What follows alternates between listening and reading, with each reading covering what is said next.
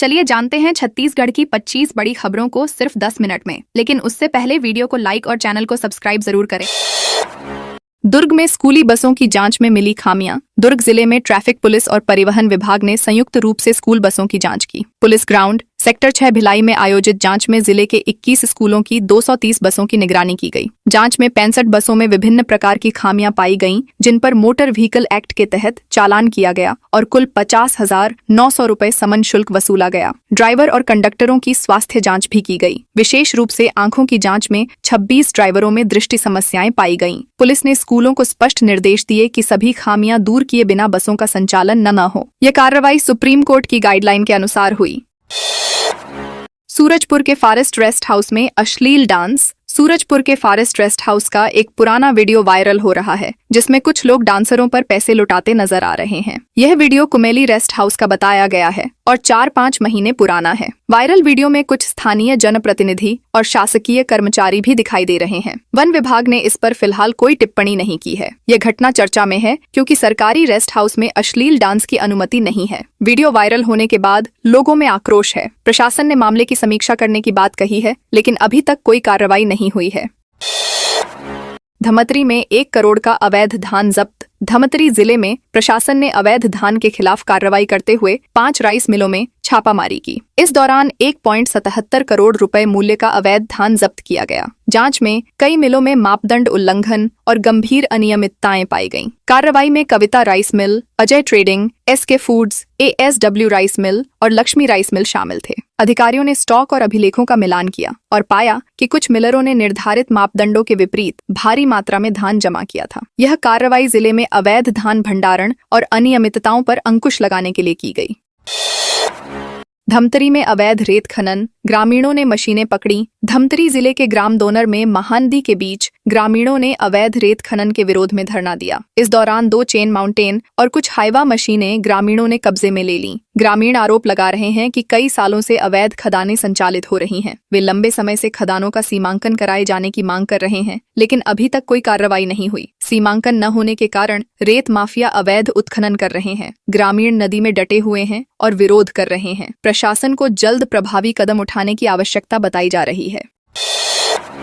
राजनांदगांव में छत्तीसगढ़ रजत महोत्सव आयोजित। राजनांदगांव में छत्तीसगढ़ राज्य स्थापना के 25 वर्ष पूरे होने पर छत्तीसगढ़ रजत महोत्सव का आयोजन किया गया। स्थानीय स्पीकर हाउस में आयोजित कार्यक्रम में विधानसभा अध्यक्ष डॉक्टर रमन सिंह मुख्य अतिथि रहे। उन्होंने 100 हितग्राहियों को खाद्य सुरक्षा एवं सार्वजनिक वितरण प्रणाली के तहत नवीन राशन कार्ड वितरित किए। इसके अलावा प्रधानमंत्री उज्ज्वला योजना के अंतर्गत 100 परिवारों को निःशुल्क गैस कनेक्शन दिए गए। डॉक्टर सिंह ने जनता को राशन कार्ड योजना और 1 नेशन 1 राशन कार्ड के महत्व के बारे में समझाया। कार्यक्रम में चावल उत्सव भी मनाया गया, जिससे हितग्राहियों को आसानी से राशन वितरण सुनिश्चित किया जा सका।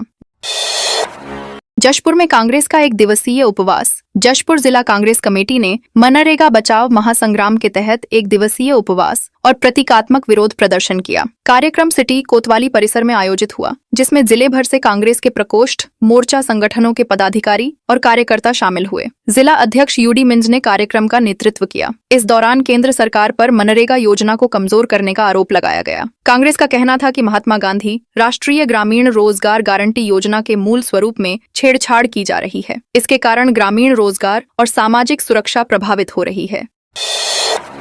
जशपुर पुलिस ने 6 गोवंश तस्करों से छुड़ाए। जशपुर पुलिस ने ऑपरेशन शंखनाद के तहत 6 गोवंशों को तस्करों के चंगुल से सुरक्षित मुक्त कराया। चौकी मनोरा क्षेत्र से यह कार्रवाई हुई। आरोपी पुलिस को देखकर जंगल की ओर भाग गए। घटना 10 जनवरी सुबह 5:25 पर हाथीगाढ़ा नाला क्षेत्र में हुई। पुलिस ने तुरंत घेराबंदी कर सभी 6 गोवंशों को बरामद किया और पशु चिकित्सक द्वारा उनका स्वास्थ्य परीक्षण कराया। यह कार्रवाई गौ तस्करी के खिलाफ जिले में चलाए जा रहे अभियान का हिस्सा है। पुलिस आरोपी की तलाश में लगी हुई है और भविष्य में ऐसी घटनाओं को रोकने के लिए निगरानी बढ़ा दी गई है। बस्तर में हरे पीले लाल रंग के शिमला मिर्च की खेती। बस्तर जिले के ग्राम कोलचूर में किसान सुमित चावड़ा ने पॉली हाउस में हरा, पीला और लाल रंग की शिमला मिर्च की खेती शुरू की। इससे पहले उन्होंने ग्राफ्टिंग तकनीक से सब्जी उत्पादन कर क्षेत्र के किसानों के लिए उदाहरण पेश किया था। इस बार पॉली हाउस में विभिन्न रंगों की कैप्सिकम की खेती कर उन्होंने नया कीर्तिमान स्थापित किया। फसल तैयार होने पर इसका शुरुआती उत्पादन जगदलपुर बाजार में बेचा जा रहा है। भविष्य में इसे मुंबई, हैदराबाद और रायपुर जैसे बड़े शहरों में सप्लाई किया जाएगा। सुमित चावड़ा का उद्देश्य किसानों को आधुनिक तकनीक अपनाने के लिए प्रेरित करना है। शालिनी वर्मा की पुस्तक फीफा की धूम का विमोचन। प्रवासी भारतीय साहित्यकार शालिनी वर्मा की पुस्तक फीफा की धूम का विमोचन 11 जनवरी को विश्व हिंदी दिवस पर कतर स्थित भारतीय दूतावास में किया गया। पुस्तक का लोकार्पण भारत के राजदूत विपुल ने किया। समारोह में भारतीय विद्यालयों के विद्यार्थियों ने हिंदी भाषा और संस्कृति पर आधारित सांस्कृतिक कार्यक्रम प्रस्तुत किए। कतर में रह रहे भारतीय समुदाय के गणमान्य अतिथि भी शामिल हुए। पुस्तक का लोकार्पण भारतीय वाणिज्य दूतावास दुबई में भी आयोजित किया गया। समारोह ने साहित्यिक और सांस्कृतिक रूप से विशेष महत्व हासिल किया। 2000 ग्रामीणों ने नेशनल हाईवे 130 को किया। जाम गरियाबंद जिले के मैनपुर क्षेत्र में 8 पंचायतों के 2000 से अधिक ग्रामीणों ने नेशनल हाईवे 130 को जाम कर दिया। वे 20 से ज्यादा विद्युत विहीन गांवों में बिजली पहुंचाने की मांग कर रहे हैं। प्रदर्शन के कारण सड़क पर लंबी वाहनों की कतारें लग गईं। लगभग 30 गांवों के महिला पुरुषों ने मिलकर यह आंदोलन किया। यह साल भर में चौथी बार है जब ग्रामीणों ने हाईवे जाम किया। जिला पंचायत सदस्य संजय नेताम ने बताया कि प्रशासन ने अंडरग्राउंड बिजली लाइन की मंजूरी दी थी, लेकिन बजट की कमी के कारण काम शुरू नहीं हो सका। ग्रामीण प्रशासन से जल्द समाधान की मांग कर रहे हैं। मंदिर जाते वक्त लाखेनगर में हादसा। लाखेनगर इलाके में रविवार शाम लगभग 5 बजे पतंग के चाइनीज मांझे से कटने के कारण एक महिला गंभीर रूप से घायल हो गई। महिला मंदिर जा रही थी, तभी मांझा उनके चेहरे में फंस गया। कोशिश के दौरान उनके होंठ और अंगूठे में गहरे कट लगे। आसपास के लोगों ने तुरंत मांझा हटाया और महिला को अस्पताल ले गए, जहां इलाज के बाद छुट्टी दी गई। माना जा रहा है कि यह प्रतिबंधित चाइनीज मांझा था। नगर निगम का कहना है कि शहर में चाइनीज मांझा नहीं बिक रहा और नियमित छापेमारी जारी है। दिसंबर में कई दुकानों से जब्तगी भी हुई थी।